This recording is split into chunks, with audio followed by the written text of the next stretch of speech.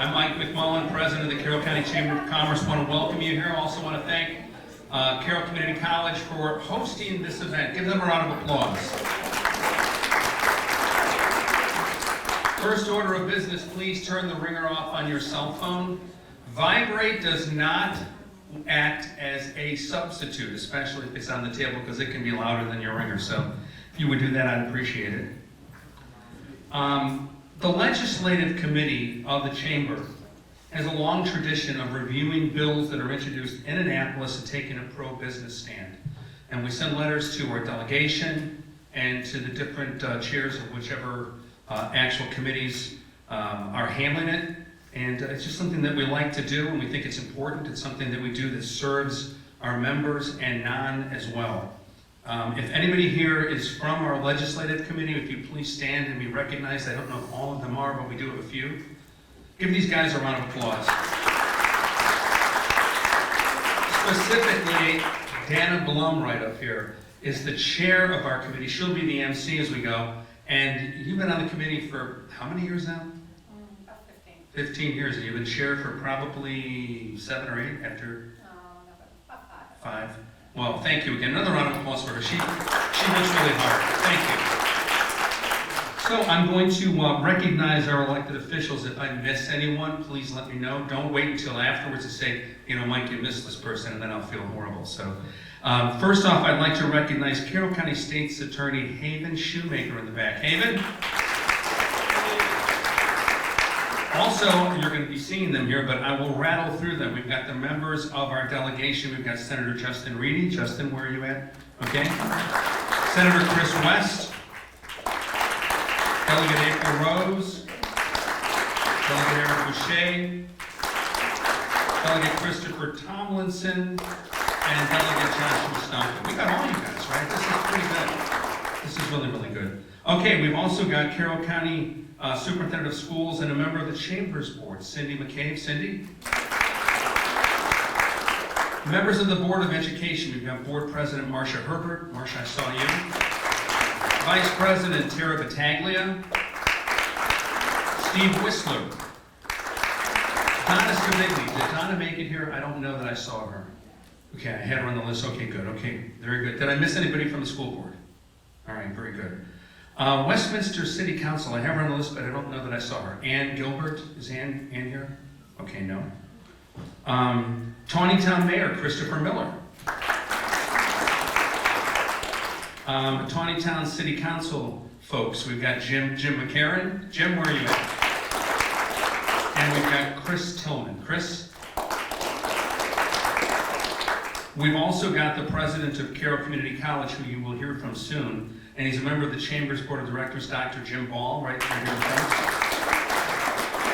So are there any elected officials that I missed? Oh, gosh. How did I not have you on there? Now I have to worry I'm going to get it like that you're going to pull me over and arrest me. We've got the sheriff in the back. Stand up, Sheriff Louise. There he is. I missed Haven last time and I missed you this time. Nothing. I apologize. Anybody else that I missed? All right, so, okay, we're good there.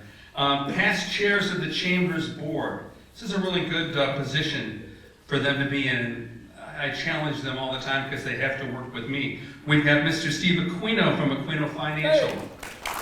Steve is a 2-time past chair. He did it twice. We've got Mr. Dave Bollinger, Barnes Bollinger Insurance. Dave, where are you? There he is. We have Brenda Fisher from Shipley's Diamonds and Fine Jewelry in the back. And did I miss anybody there? Okay, good. So if you're currently on the Chamber's Board, if you stand to be recognized, it'd be nice to have you on the board. We've got a few people. Okay, we've got 1. We have 2. Very good. Thank you. All right, so it's time to hear from our sponsors. So let's hear from our first sponsor, and it's Carroll Community College, and we're going to hear from Dr. Ball. Stand up here.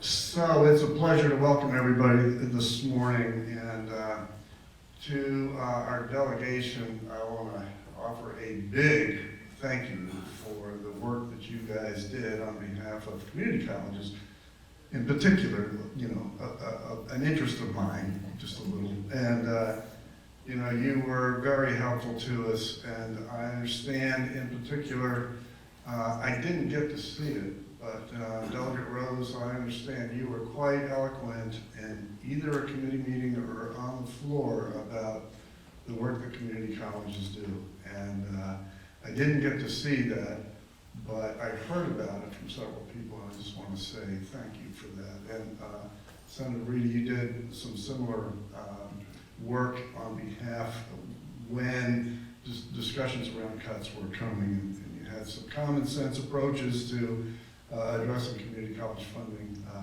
which were partially helped through. And Delegate Stonko, your work on the committee also was very helpful to us. Could have been worse. We ended up in much more difficult shape, and we ended up in a relatively good spot. It's my final one of these to introduce, you know, the college to you, and most of the time the sponsors get up and do some talking about their business. Well, I think you all know a little bit about Carroll Community College.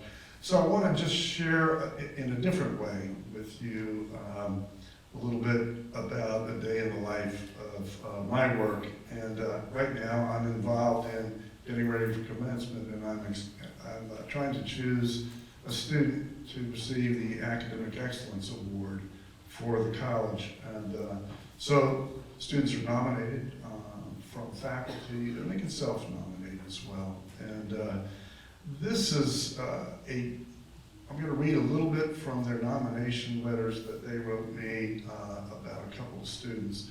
And this is what we do here, and this is what Carroll Community College is all about. So just let me share a little bit. One student who says, I'm not only a first-generation immigrant, but I'm also first in my family to fulfill higher education and pursue a bachelor's degree. I was sponsored by an American family to receive a better education, and I left my family in Columbia to pursue my dreams. Years later, I continue to make sacrifices as I believe I have the potential to succeed and break ceilings for my family. I was nominated to become student ambassador by Professor Rebecca Maria. Through this position, I was able to grow my communication skills as well as my passion for helping others, giving bilingual tours, facilities translations for ESOL community. I was offered an additional job on campus for the non-credit ESOL program. In this job, I created simple key point only images, bilingual content, and aid into accessibility and to reach diverse audiences. Additionally, I create interactive videos for both English and Spanish to help enhance engagement. All these efforts have resulted in a 30% increase in audience engagement. So this is a student who's able to write this, not even native to this country, who's pursuing her degree and is a 4.0 graduate. And also her extracurricular activities around campus have earned her, and she's sent in applications for various scholarships. So she's an All-American, All-Maryland academic team member for Carroll Community College, and a Jack Kent Cook Foundation semifinalist, which is the monetary reward that will come to her through Phi Theta Kappa. And so that's just one student that I was looking at for that award. This is the letter of another student. I grew up homeschooled, and as such, I never had a stable community of peers and mentors. I developed social anxiety and always felt on the outside of the world as an inside joke. When I entered Carroll, I began my first job, and it felt new, scary. Over the first few months, I began to build community of friends, my professors and coworkers, and I learned ways to become more involved on campus, and I jumped to the chance to immerse myself in a new network. I'm part of the STEM Scholars Program, STEM 7.0, and my group has developed a device to monitor wildfire risk factors remotely. I'll be presenting this research project at the STEM conference at Montgomery College on April 20th, and at Carroll Community College is actually presenting that today. I'm the president of Phi Theta Kappa, where I run meetings, write agendas, ensure my team members' events are on track. I'm also STEM Club Secretary and Math Ambassador. I also facilitate engagement for students within the math department, and I tutor math. And I work at Rock Salt Grill. So this is another student. So these are local talent. They are well educated by our public schools when they come. They are wonderful students that work really hard, and it's what Carroll Community College does to help empower learners, change lives, and build community. So it's a pleasure to sponsor this event for you, and that's just a little bit about us in a day in the life of Carroll, because I have to decide which one of these students is going to get the award. And I'll tell you, I've decided this year I can't choose between them. They're both going to get the President's Excellence Award. Thank And you. that's a personal award I give. Thank you.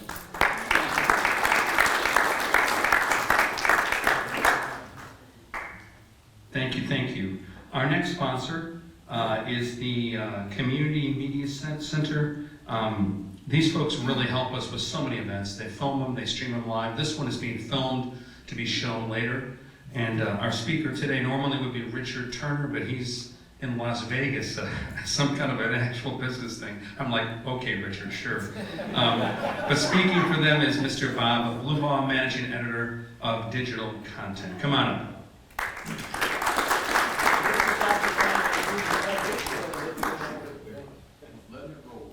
Oh, thanks a lot. Richard sends his regrets. He'd love to be here, but He's rolling south. exactly.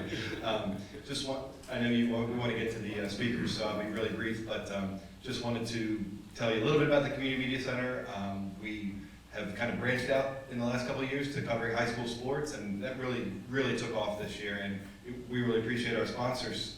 Some of them who are here today, like Financial, Carroll Community College, and Barnes Bollinger. They've really helped us do a lot of good things and really publicized the great exploits of high school athletes. So it's been wonderful doing that. The other thing going on, of course, is we are in an election year. I guess a few candidates around here might know about that. But so we have everybody. I've seen many of you in our office to do candidate profiles over the years, and we've had a lot of people that are running for the U.S. Senate, people that are running for the House of Representatives this year. So it's been really interesting to see people coming from all over the state, and they've been really thankful and appreciative of the opportunity, because they, maybe Howard County or Montgomery County doesn't have something like that. So they've made a pretty long drive to do so, and we appreciate that. That'll be on our channels just like this will, and our website and everything. And we just want to thank the support that we've always gotten from the chamber, and I really hope to can't wait to hear from our delegation. So thanks very much.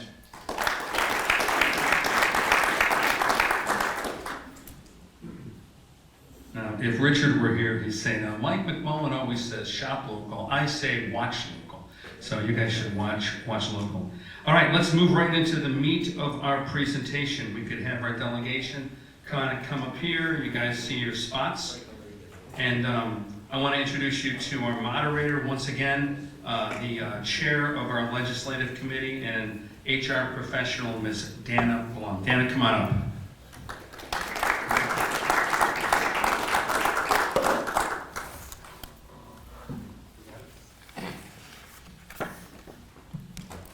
Thank you, Mike, and thank all of you for being here today. I always say that each session is either at least interesting, if not surprising. And I don't think that this year is any different. And I'm sure that our delegation is going to fill you in on just what that is. So we're going to hear it directly from them. When we start out, if you could keep your comments relatively brief, that way we will have time for follow-up comments and also questions from the audience. So let's dive in, and let's begin with Senator Reed. Thank you very much, and good afternoon, everyone. Thank you for lunch. It was delicious. Thank you to the community college. Dr. Bull, we're certainly going to miss you. We've enjoyed working with you over the years as we've tried to make sure that Maryland really leverages our community colleges in the way that they trumpet their support for the 4 years in this university system. We know that for people like me, as a kid who wasn't quite sure what I wanted to do, community college was a great opportunity for me, but now it's really more than just that. It's become a real conduit for getting kids to where they need to be, and it's been accelerated by dual enrollments and things of that nature, so that's exciting. This session, every session kind of is its own unique entity. This session was, I told somebody just the other day it was strange, and then I realized it was only strange because we had about 3 or 4 years where we had very strange sessions because of COVID interruption, and then 2 sessions that were sort of marred by COVID, and there was a redistricting battle in election year, and then last year you have a new governor, and so the session starts off slower because lots of new elected officials and a new governor. And this year, it was a very busy session. It started out fast and really didn't slow down. We had the first round of sort of departmental bills from the governor's administration, where the departments are now coming in after being under new leadership and asking for changes and tweaks and a variety of issues. But we're each of us, I think, going to probably touch on different things. But I think one of the big news items that came out of both the start of session and then the end of session was the issue of whether Maryland is going to raise taxes again on working families, on businesses, and really on everybody in the state. And we started the session with the governor and with Senate and House Republicans united saying we are against raising taxes. We don't believe in our case, we don't believe we need to.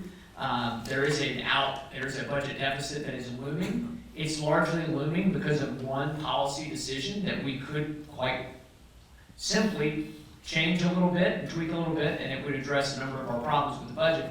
And actually our Senate President, Bill Ferguson, really stood strongly with us to say we're not going to raise taxes this year.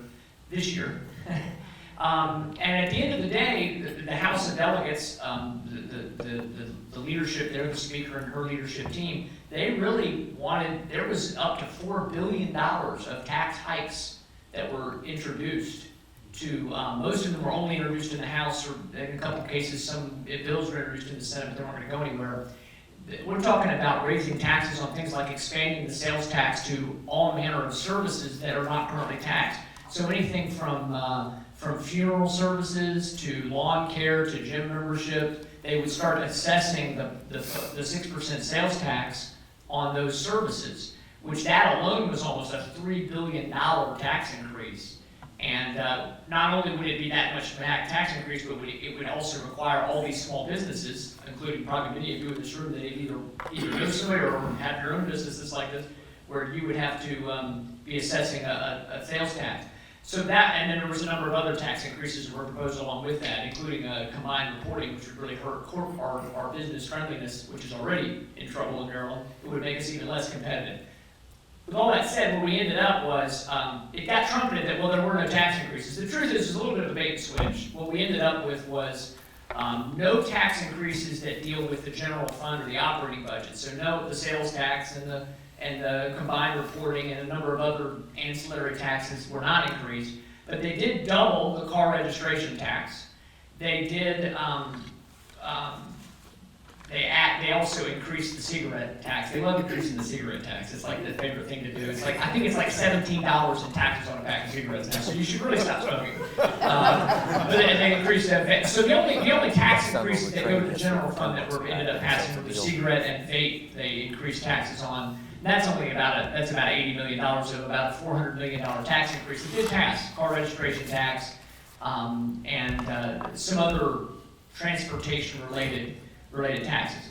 And I won't get all into it. I can talk about the Transportation Trust Fund and some of those challenges. But the bottom line is the crisis is not averted. They're just going to rest a little while, and they're going to start the drumbeats for major tax hikes next year. And again, it's misinformation to say that we have to raise taxes. It is incorrect. Our state mandated spending for the next 10 years with the Carroll Commission that just accelerates education spending extremely fast, like forcing a bowling ball through a water hose. Instead of a more segmented approach. What we've said is if you simply stretch out a 10-year mandate to about 14 years, you pretty much deal with these out-year budget deficits. There might be some other tweaking that would have to be done, and there's another person on this panel that knows a lot more about the budget probably than I do. But anyway, I say all that to say, I'm going to spend the next several months warning people and saying, please continue to engage with your elected officials, and of course in this case, we're your elected officials in most cases, but you also have relationships in other counties. People, these legislators need to know this is not the time to increase the tax burden and the cost of living burden on working families and businesses. It's just not. It's so strange to watch the governor say in the State of the State address, one of the biggest challenges facing Maryland is that we're too expensive to live here and that we're not competitive economically. And I look around at all my colleagues who are nodding and I'm like, it's you guys that did it. Like, it's not what, most of the stuff that's made us less competitive over the years has been ran through by a General Assembly and in many cases over Governor Hogan's veto or objection. So, it's important for people to understand, government needs to look at money as the money that we give it, and it needs to be managed carefully. And so that's kind of the big thing coming out of session is we averted a major tax increase. But I would not rest in making sure we make our voices heard, that we need to manage the money that we're giving. Our state budget has grown by over $20 billion in the last several years. And that's combined with federal money as part of that acceleration, but it's grown. And so it's not that we don't have enough money to do what we need to do. We need to allocate our resources properly. So that was probably longer than I was supposed to talk. But anyway, I look forward to your questions and discussions as we move forward. Yes, Delegate Rhodes, please. Okay, thank you, Donna, and thank you for all the letters that you send, and I will say shout out to my HR partner. She does the worst part of HR, I get to do recruiting and you do all the hard stuff. We pass all the terrible bills and then they have to implement it. Justin, I agree with everything that you said, of course. One thing that we do a lot in Annapolis, and this kind of echoes something that Haven used to always say, we always coddle the criminals, and this year was coddling the bad actors with rentals. So we passed the Renters' Rights Act, and it is establishing an Office of Tenant and Landlord Affairs. Basically, what it boils down to is it's a tax-funded program to give tenants advocacy, make sure they know all their rights, refer them to legal assistance so they can sue their landlords. It requires tenant first rights of refusal if they want to buy. If the landlord says, okay, Marilyn, you're driving me crazy, I'm selling the house, renters have first right of refusal to purchase the home. And we tried to get them to, put common sense rules to that, to not delay the process, because right now, the way that the law has passed, someone could say, well, I want to give you an offer on the house. They've got 30 days to do it. They may or may not be qualified. They don't have to have a pre-qualification letter such as you would in the normal system of purchasing a home. We tried to put amendments on to do common sense things like that. And of course, we're not going to do anything that makes any sense in Annapolis. It also is very vague on inspection. So you're living in the home, you're renting the home, and then you are purchasing the home. You can then get a home inspection and foreseeably ask for all sorts of things in the transaction. It also increased fees to landlords who are filing actions against tenants who are not paying their rent. So, and then on top of that, if you fail to pay your rent, it's going to be shielded from public record. So if you want to rent a house to someone, you will not know that they were not good payers. So that's one thing that we did. Justin mentioned the transportation. So a couple things stood out to me over the session. So the purple line, which doesn't have anything to do with Carroll County, but it certainly has to do with our budget, it's already $4 billion over budget. What particularly irritated me, and maybe Josh is going to touch on this, but WMATA, which is the system around DC, the DC area that goes into Northern Virginia, we took money away from local projects, and we gave them, I know, at least 2 buckets of money, and I think there might have been a third, of $150 million, and then another $167 million. This is a system that has never been sustainable. It's never been able to not only make a profit, but just to sustain itself. And it is basically funded by our budgets, to our detriment here when we have our road projects and things that we want to do, and across the state as well. So I find that particularly egregious. One thing that did not pass this year, but I know that is something that could come down the road, there's something called the Train Commission, And at some point, I fear, and I did put in a bill to prevent this, but of course it didn't pass, a per mile tax fee has been recommended. So you'll be paying per mile for every mile that you drive. And I think that could be just absolutely terrible, not only just for the basic consumer, but if you can imagine trucking companies, people that drive for a living, that would be terrible. We did try to eliminate the automatic gas tax increase. So every July 1st, it's tied to to inflation. It will go up again. Over the past 3 years, it's gone up 30%, your gas taxes. So that's another gift that's coming on July 1st, just in time for your vacation driving. Let's see. So I don't want to go too long. Let's see. So HR-related items, so workplace fraud and prevailing wage violations. So if you misclassify your employee, they're real big about this misclassification of W-2 employees and 1099 employees. And they increase, if you do that and you make a mistake and don't classify an employee properly, they raise the civil penalty from $5,000 to $10,000 per misclassified employees, up to $20,000 if they can prove that you knowingly did that, $20,000. And if you are not paying prevailing wage properly, you will be charged $250 per day for each employee that they find under that particular violation. So that's a lot of scary things for a business, even if you make a mistake. And of course, they always say, well, you would have to knowingly be doing this. How do you prove that? And you have to hire an attorney to protect you, which costs a lot of money. No offense to the attorneys in here. Notice I'm laughing. Yes, that's right, you. So let's see. So one thing that we passed, the Family Medical Leave Modification Act. So I know we talked about that last year. It was very interesting. I'm on Economic Matters now, and the chair of that committee, that was his bill. And that was one of the first bills that we heard this year. And it's really interesting because he was very defensive about it, and the Department of Labor came in and they said, well, we're not even really set up to do this. We don't have the right software to implement this. We need more time. So that is going to be delayed, which I think is very good, and I would imagine it may get delayed again. So right now it was supposed to start this past year. Right now it's been delayed by 9 months, so they are going to start asking for contributions from employers next July, so July 1st of 2025.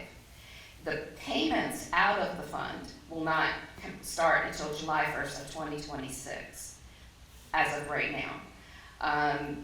They have not set the rates yet as to what it's going to cost the employers and the employees, because remember, the employees who don't know that they're going to get this benefit are actually going to have to pay toward the benefit.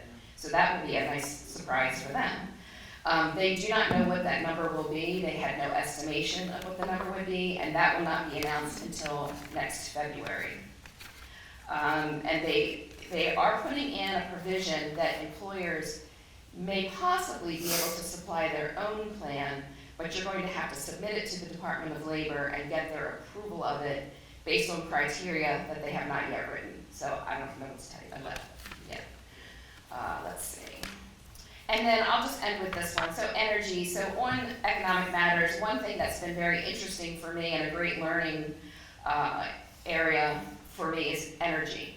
And so electrification is the clear goal of what the state of Maryland wants to do with the climate change folks in the state. And so they hate natural gas, they hate propane, they of course hate oil.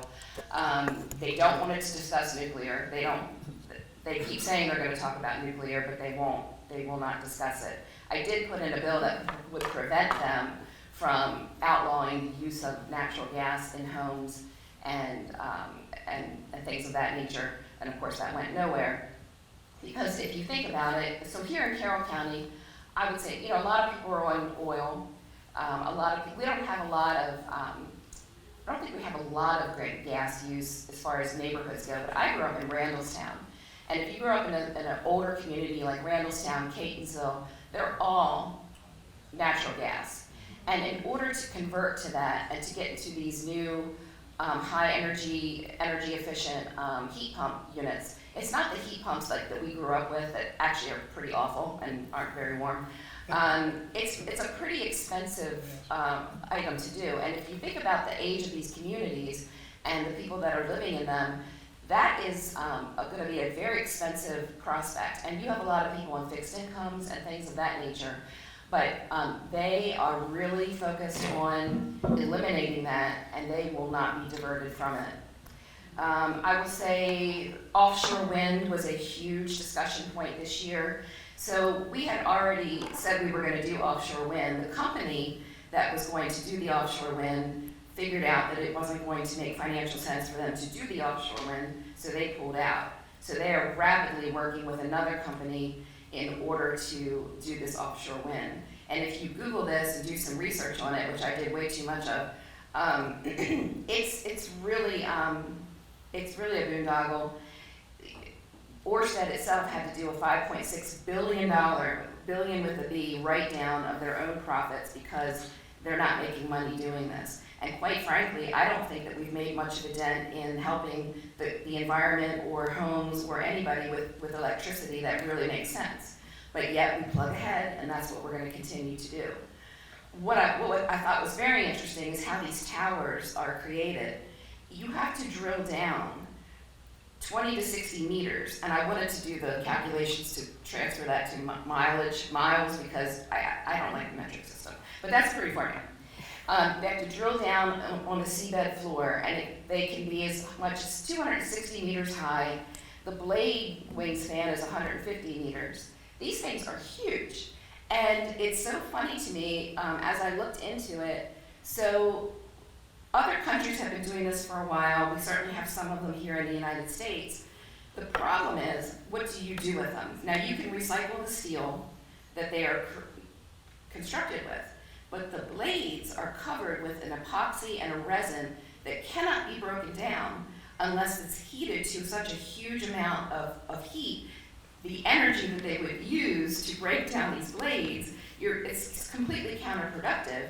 And so what they do is they put them in fields and they put them in places, they're all stacked up, different countries, and certainly I believe in Texas it was like the size of a couple of football fields. So I'll leave it with that. That's something that's, they're going to continue to beat that drumbeat, and that's the committee that we get all of these crazy ideas on, and there were a lot of really bad things that didn't pass this year, but they will be back, I'm sure, next year, and as Senator West said, it could be even worse. So on that happy note, I will pass it over to Chris. Okay, I guess you can all hear me.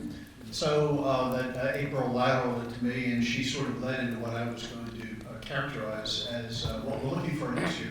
This year was the calm before the storm.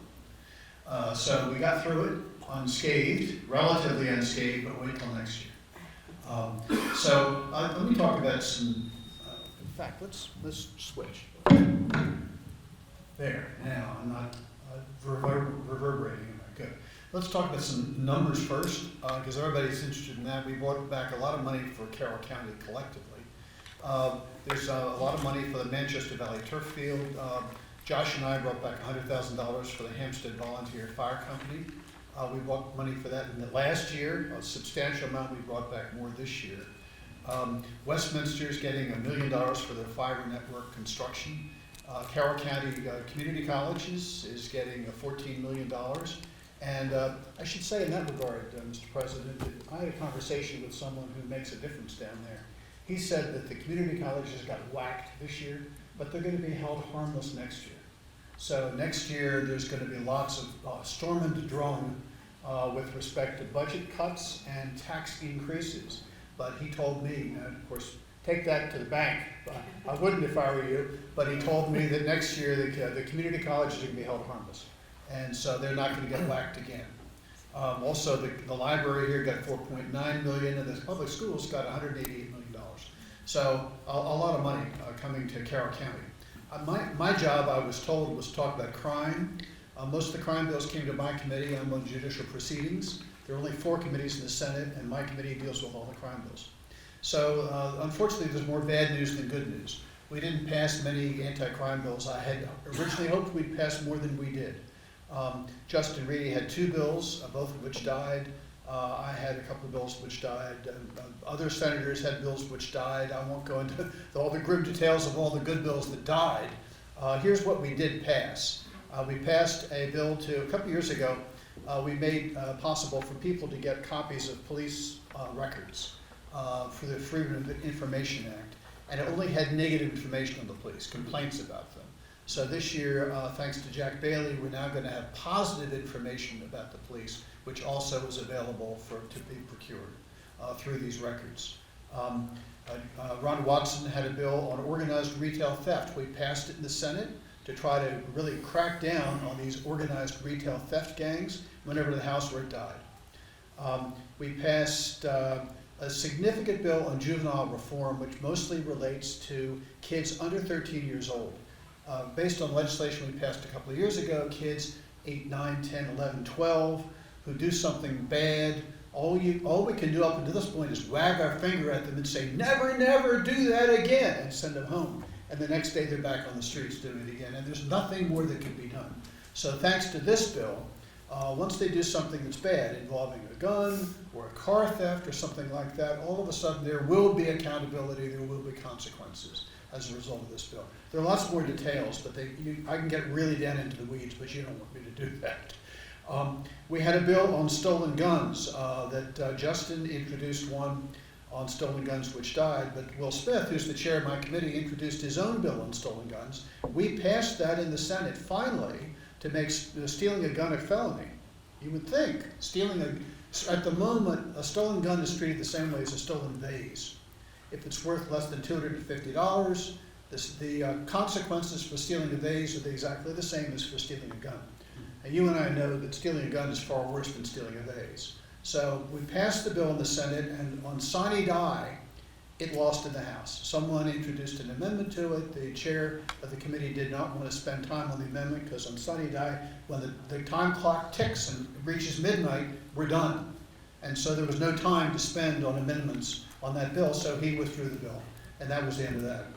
We passed a bill that prevents diminution credits from being given in rape cases. This is the first time we've stopped giving criminals, diminution credits. And it's all attributable to the fact that a rapist got a lot of diminution credits, got out early, and then he went in Baltimore City, he found a venture capitalist who was living in the wrong part of town, and he got back up into her apartment, he raped her, he murdered her, he was later caught, and her family just was, they came down and testified in favor of this bill. This bill was to eliminate diminution credits for rapists. And hopefully this will be the beginning of eliminating diminution credits for lots of other heinous offenses. There's no reason why we should let these criminals get off much, much earlier just because they don't commit further crimes while they're in prison. They're in prison for a period of time for a reason, and we should pay attention to that. We also passed a bill to give scholarships to law enforcement officers so they can improve their skills. It makes every bit of sense. We passed 3 bills of mine. They're some of the only anti-crime bills we passed. The Police Retention Work Group, in every single county in the state as well as at the state level, every single police force is understaffed. We've lost senior people who are leaving as soon as they can take their early retirement. People in the middle of their careers are leaving to take jobs in the private sector. It's hard to find young people to go into policing in the first place. And so every single police force of the state has a huge number of vacancies. So this is a study group for this summer to find out why is this happening and what can we do to counteract it. Next year, legislation will be introduced, which I hope we can pass as a result of the study this summer. Second, a reentry work group. We're letting criminals off literally on the streets with nothing more than the shirts on their backs. This doesn't make any sense, because then they have nowhere to go, no money in their pockets, nothing to do, no job, and guess what? They commit more crimes. This makes no sense. If we're going to let people spend, it costs $50,000 to keep someone in jail. If we're going to let the people out, we have to spend a little money to try to get them back on their feet so they can get a job and live a life and not have to return to crime. So that's the purpose of that work group. And then the final is my crime classification work group. Our criminal laws have been added over the years to the books on a one-off basis. without regard to what else is on the books. And so we have oranges that are paired with apples, and pears that are paired with grapefruits.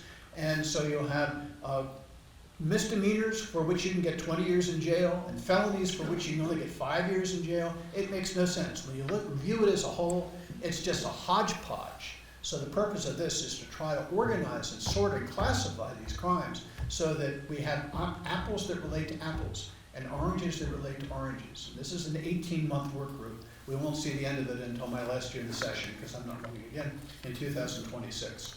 A couple of other things before I'm done. In my committee, it's just to show what Republicans can accomplish. In my committee, Judicial Proceedings, we got 45 what I call problematic bills. Only 8 of those bills ended up passing.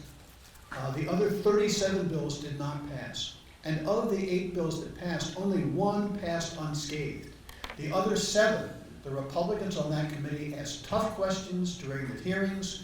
We worked behind the scenes hard, and we changed those bills for the better, so that a lot of the other ones we managed to kill. That's why they weren't brought to the floor at all. But only 7 bills came to the floor. All of them changed because of the work we did behind the scenes. Let me just give you one example. April mentioned this bill about the landlords. So this bill started awful.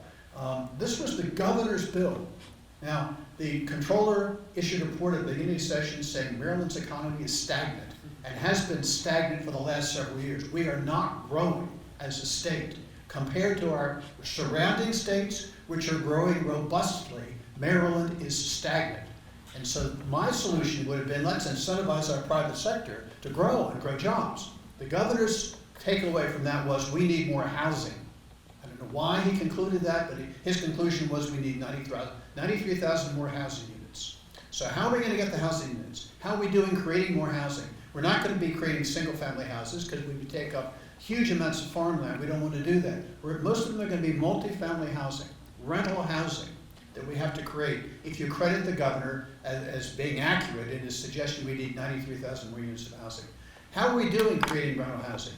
In the past 5 years, we've created 14,000 units of rental housing.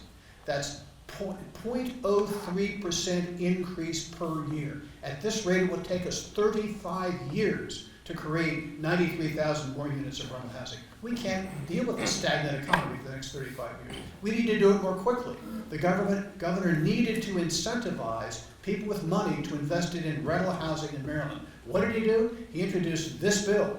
This bill suggests, and I was there right there in a work group with the governor's representative, the governor feels that landlords should not lower the boom on tenants that don't pay their rent. They should not take those tenants to court. There are too many eviction cases being filed in court. That's the governor's view. And so this bill would increase the cost of filing an eviction case from $8 currently to $93. The governor thought that will discourage the landlords from taking the tenants to court. So what are the landlords supposed to do? Just sit there month after month while the tenants aren't paying their rent? How is this going to incentivize people to invest in real estate in Maryland, rental real estate in Maryland? The answer is, of course, it's not. It's going to have exactly the opposite effect. It's going to disincentivize people. But working behind the scenes, I managed, along with some others, to get this down. No longer is it $93, it's now down to $43. We reduced it by $50 per filing. And of the $43, when the landlord wins the case, and almost all those cases the landlords win because the tenants haven't been paying their rent. It's pretty hard for the tenants to convince the court they have been paying the rent when they haven't. The landlord wins the case, the landlord gets to take that $43 out of the tenant's security deposit. So at the end of the day, the landlord really isn't being hurt. So that's how we change the landlord. Again, behind the scenes, you never see this in the newspapers. But the landlord community was furious at the governor and still believes that the governor is being punitive with respect to the state's landlord community. But as a result of our work behind the scenes, the result wasn't nearly as bad as it could have been. And I'm going to pass the baton at this point. Yeah, just to let the rest of you know, we've got about 11 minutes. I'm sorry. So if we So this works out perfect for me. You want to All right, thank you. Yes, I serve on the House Judiciary Committee, so a lot of the same bills, I see a lot of the same bills that Senator West sees over in judicial proceedings. So I won't talk, he already talked about the diminution credits. that did get through. It passed the House at, I think it was like 11:30 at the very last minute. I know that he mentioned Pablo LaPere, the woman that was murdered in Baltimore City. Her parents were watching that night because I was texting with one of the delegates one of the Democrats who introduced one of the versions, and she was texting saying, "This is terrible," that she knows the parents are watching, and we thought it wasn't going to get through, and then finally, with a half hour before midnight, it did get through, so that was good. One of the bills, another bill that did not, a bill that did not get through that was kind of made a lot of waves in the final days of session was the Second Look Act, which was, so it went through a lot of amendments. The original version of the bill was not great in any way. It had to do with allowing people who are in jail for some pretty major crimes, including murder, especially murder, and so it would allow them to petition the court to reduce their sentence if they had served at least 20 years of their term. But then, furthermore, it was it made it so it would be a rebuttable presumption that the individual was not a danger to the public if they had served 30 years or if they were at least 60 years old. That was the original version of the bill. It was amended, it got out of the Senate, came to the House. The House version never went anywhere. In the final days of session, it was quite an interesting debate we had in our committee, and it wasn't amongst the Republicans, it was amongst the Democrats. The Democrats were arguing amongst themselves on this bill. It did pass out of our committee, and so the last day of session, it was supposed to come to the floor, and the Republicans had put in, I think our caucus had 11 or 12 amendments we were going to put on this bill, and it was going to take up a significant amount of time on the floor. And something I know Delegate Rose had pointed out that she had never seen something like this, where our caucus, we kind of caught a timeout on the floor, went out into one of the historical chambers.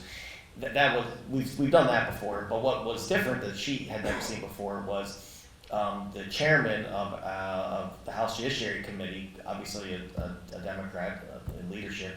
He came into the room as well, and I know a lot of us were like, you walked into the wrong room, and he was there to brief us about how the bill had been heavily amended down to where it was just only going to allow people to petition for this sentence reduction. Felony murder. For people who were in there for felony murder and had committed it between the ages of, when they were sentenced, they were between the ages of 18 and 28. So it went from this bill that was going to affect potentially 800 people who were in jail to only 50. But so he heavily amended this bill, and I mean, at the end of the day, they did not want to have to argue. The Democrats did not want to have to defend this bill on the floor. They did not want to take up a lot of time with us coming forth with 11 amendments. And so this bill, they made major changes to it. And then on the flip side, the Democrats a large portion of the Democrats were not happy with the changes.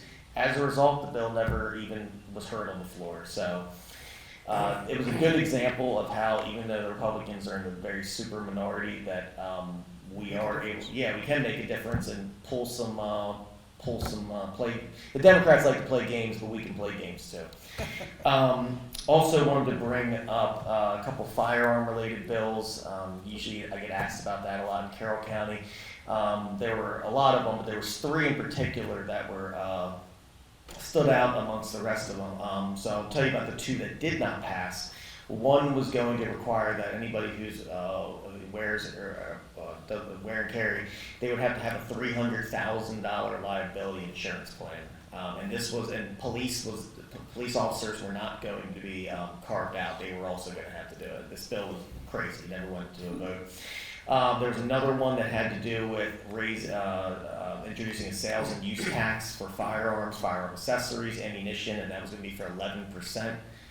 That thankfully did not pass. And then the last one, unfortunately, did pass, and this is the Industry Accountability Act of 2024, which will allow the Attorney General to go after really anybody in the firearm industry. It could be anybody who's in marketing, the stores, traders, the actual manufacturers, and it allows the Attorney General to go after them. We've seen this shot down in other states. It's been found to be unconstitutional. There's a federal law that was passed many years ago to protect the firearm industry. This is just another one of those bills that's going to be held up in the courts for years and years to come. And then the last bill I'll mention that was not in my committee but caught a lot of headlines was the Freedom to Read Act. And I'll steal Justin's phrase, the so-called Freedom to Read Act. This bill, the final version of the bill is not as terrible as what it started out as, and it's not going to bring drastic changes to Carroll County. And the bill was the idea of the bill. Well, the way it was marketed in one way was it was to address what we're seeing in some more conservative states where people are reporting to law enforcement that librarians, have inappropriate books on the shelves, and then they're, trying to get librarians arrested, and that's not happening in Maryland. And I don't think it's not something that could happen in Maryland. But this bill, it was marketed as addressing that, but it was also doing a lot more, taking away local control, and it wasn't even in the actual bill that I think that really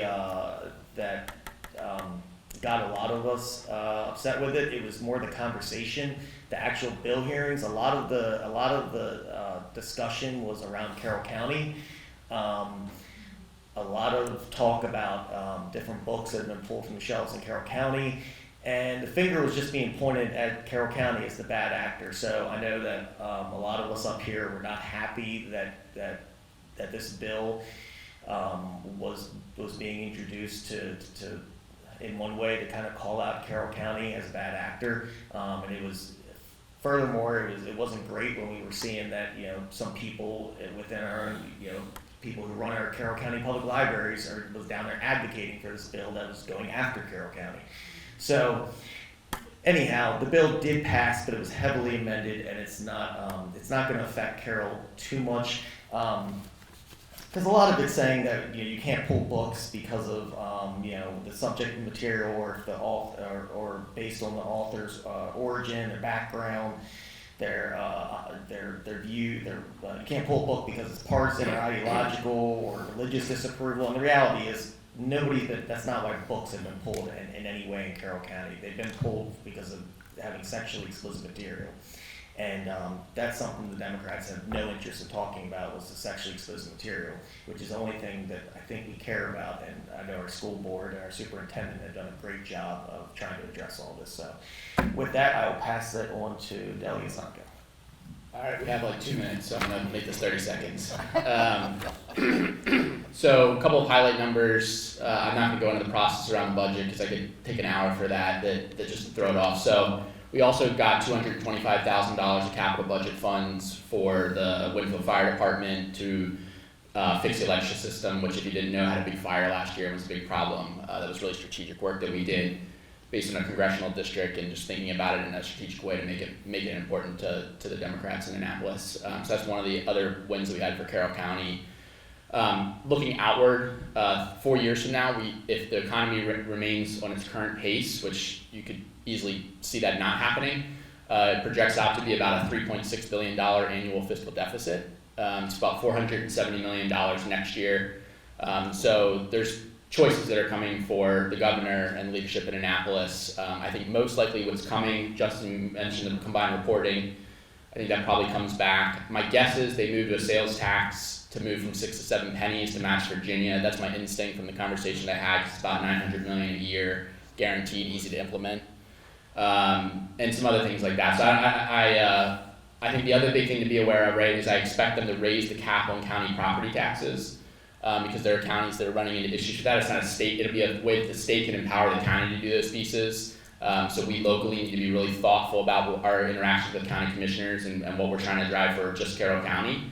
And that's a way they can kind of pass the buck to the counties to have to solve the problem. So those three things are kind of next 3 years. They're gonna make an effort to push it out to after the next gubernatorial election. There's some budget manipulation frameworks they can do. That's what the chair told me, that that's kind of their effort plan. So we may not see it for 3 years, but if it comes in that way, it's gonna come in a like multi-billion, $5 to $7 billion tax package. So I'm working hard to bring some common sense to the committee. Thank you, Delegate Stonko. Well, I followed directions, Mr. McMillan. It's a wonderful day. This is great community college. The food's good. Have a nice day. Now, I passed my first bill this year. It was a study commission on African American Civil War soldiers from Maryland. And this relates to Carroll County in the sense that we have African American soldiers who served for Maryland who are buried up in Tawnytown at St. John Cemetery that do not have headstones. We have African American soldiers who served or buried at Ellsworth Cemetery who suffer from the same fate. And under federal law, every serviceman, regardless of their ethnicity, who is honorably discharged from the United States military, deserves a headstone. And I think it's very important for us to give recognition to those individuals that serve. And for me, it's a small bill, but it's my first bill, and I offered it to build the gap across the divide that exists between us as Republicans, especially as Carroll County Republicans, because it's been emphasized they have a bullseye on our head, and the majority party that runs everything down there. Next year, I'll come back with a bill which they asked for me to introduce, which will also be the sailors. The sailor bill will be much more difficult because in my research I discovered that during the Civil War, no more than 5 African Americans were allowed to serve on any vessel at the same time because they're worried about mutiny. But fortunately, we have the Naval Academy in Annapolis, and they should be able to help us research all those records. And ultimately, what I want to do is I want to do monuments to recognize the dedication of these soldiers and their sacrifice, and incorporate that knowledge into our educational curriculum. Both Delegate Tomlinson and I are on the Judiciary Committee, and having been a former juvenile offender, I know how critically important it is for our younger generation to understand the history of their heritage. So often young people are lost. They don't know the sacrifices that were made by the people who came before us. And it sounds so basic, elementary, but it's so vitally important for us to educate our students and have an appreciation for the greatness of our nation. So often we've seen with all this violence and rhetoric that comes out of a younger generation, and it breaks my heart because as someone who's very passionate about history, I know that they're intellectually lost due to ignorance. Ignorance is our greatest enemy. And I'll wrap up by giving a special thanks to the Board of Education and the school administrators for being here. You all have a tremendous amount of empathy and understanding for me in the job you're faced with.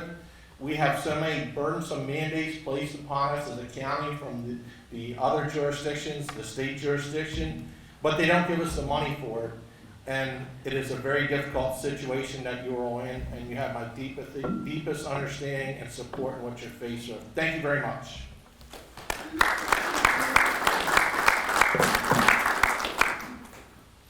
Interesting and surprising, I told you. So, well, I don't think we have any time right now for questions, so I apologize about that.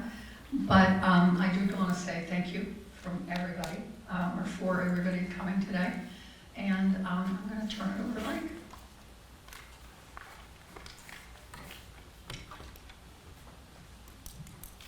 Thank you so much. I made a couple notes. Next year, we're going to go 2 hours with this, okay? But we're going to tell you guys it's only going to be an hour, so we're going to figure it out. No, I'm only kidding. Thank you again. Thank you to our sponsors. Thank you to the community college. Couple upcoming things from the chamber. We're currently accepting applications for the 2024 Carroll Biz Challenge. If you know anybody who's an entrepreneur with a new business, please have them apply. Leadership Carroll, the class is full. I looked at last year's script, we still had 12 spots left. So we're full right now, but we will take people for the waiting list because normally a couple people might actually drop off. Our 100-year anniversary is this year. We have a great event scheduled for September 6th. And if you'd like to get involved and sponsor that, you'll be able to come to the event. Going to have it at the Antrim up in beautiful Tawnytown. Other than that, what else? Oh, we're going to Croatia in October. So if anybody would like to kind of go someplace, have some fun, look at life as an adventure, we have a webinar about that tonight. Go to our website, either, I think it's at 5, either in our office live or there's a Zoom link for it too. So other than that, keep your money local. Support local chamber members. These folks are your neighbors. Thank you so much.